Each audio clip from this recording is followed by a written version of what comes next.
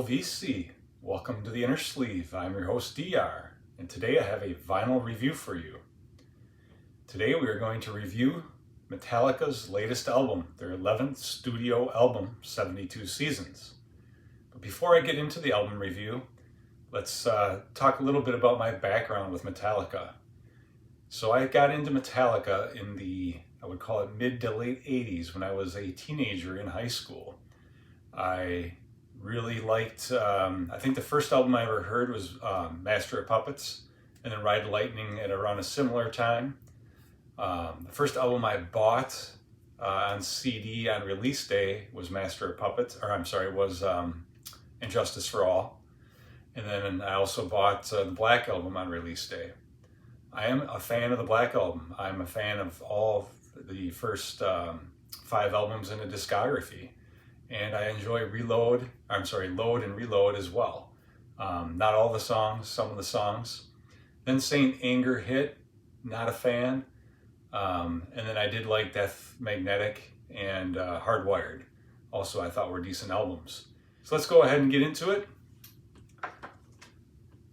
Taking a look at their 11th studio album, released on April 14th, 2023, 72 Seasons. Not a fan of the artwork. Don't see the logo. Where the hell's the frickin' logo? This is ridiculous. They just wanted to leave room for these big hype stickers, which I don't know. I just don't get it. I'm not a fan of bright yellow for album covers, typically.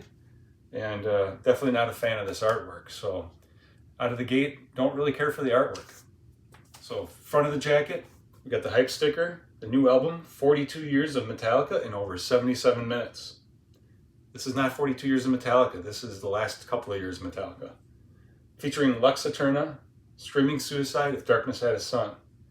This is the limited edition, which there are many for this album, as there are for a lot of new albums. Indie Retail Midnight LP. Includes download. Obviously, the back of the album, we have the song titles, which I'll get to in a minute.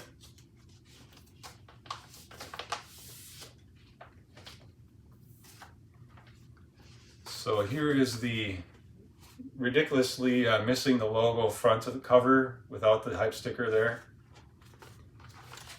Here's the inside. It's gatefold, but you just have a see-through here. Die cut 72, obviously for 72 Seasons, with some of the incredibly close face-ups of the guys of the band here on the album sleeve. So let's take a look at that. For LP1, we have Kirk and James. That's all we got. These extreme close-ups. Really not a fan of that. And then for LP2, we have Lars and Rob. Again, just extreme close-ups. We do get a 1-page or a 2-page booklet here with lyrics and just your credits, I guess, on the back here. There's also a download card. We have this Midnight LP vinyl, which is basically purple, a deep purple. Labels are the same on all sides. It's not 180 gram. It was a little slight warp, not bad, and a little bit of pops. I think it was on side D. Okay, let's get into the song-by-song review here, if you will. So the album kicks off with 72 Seasons. I don't like it. The cymbals are insane on this song. It's continuous cymbals. I'm suffering from tinnitus in my left ear, and I really don't like these high frequency sounds continuously ongoing, because I might as well just not have it on and listen to the ringing in my ear I already have. It's really hard for me to get past the cymbal racket on this song. It does have a fun solo in it, fairly fast, but I'm gonna give it 3 out of 5.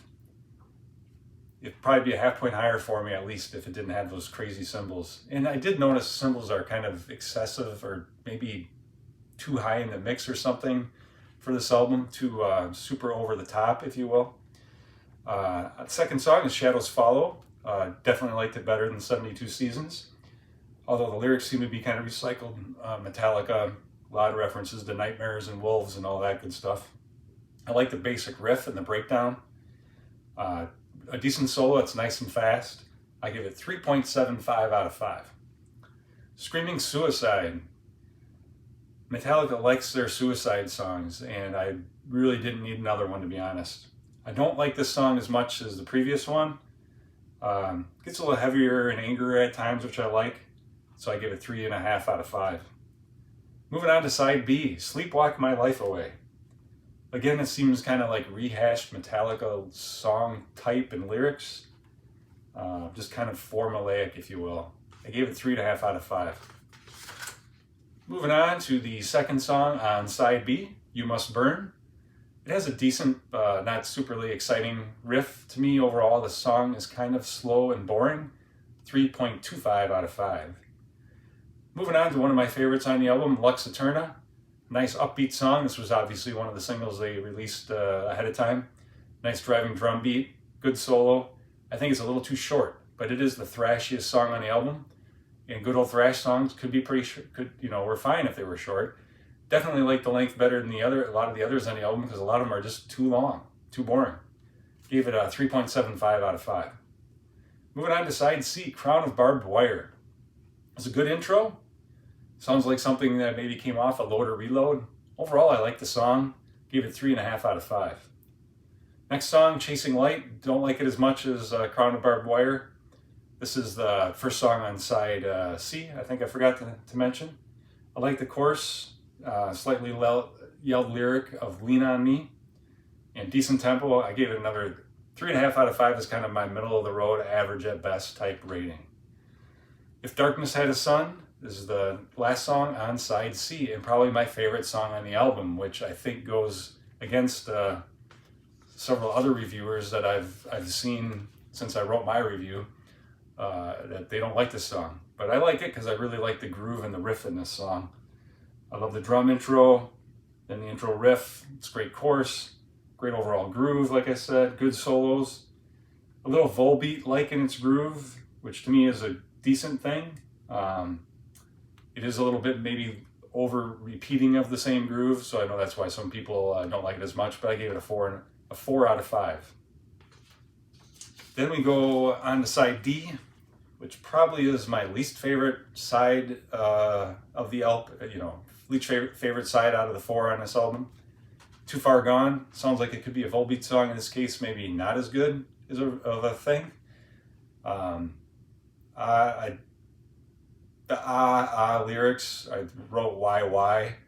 The riff and driving drum beat are decent. Some good solo work. It's in that realm of 3.25 for me. Room of Mirrors, I did really not like this song at all. Not a fan of the vocals. Not a very interesting riff or groove. It's a 3 out of 5 for me.